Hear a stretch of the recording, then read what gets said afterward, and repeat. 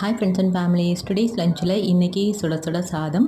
இன்றைக்கி சிம்பிளான சுண்டல் புளிக்குழம்பு தாங்க வச்சுருக்கேன். இது நம்ம ஆஸ் யூசுவல் வைக்கிற புளிக்குழம்பு மாதிரியே தான். சுண்டல் இதோட நம்ம வந்து நிறைய காய்கறிகளும் சேர்க்கலாம். கத்திரிக்காய், முருங்கைக்காய், உருளைக்கிழங்கு, தேங்காய்ச்சல் எல்லாமே சேர்க்கலாம். மாங்காய் கூட சிலர் சேர்த்து செய்வாங்க. ஆனால் எனக்கு இன்றைக்கி கிடச்சது வந்து உருளைக்கிழங்கு தான். ஸோ சுண்டலும் உருளைக்கிழங்கும் சேர்த்து நான் புளிக்குழம்பாக வச்சுருக்கேன்.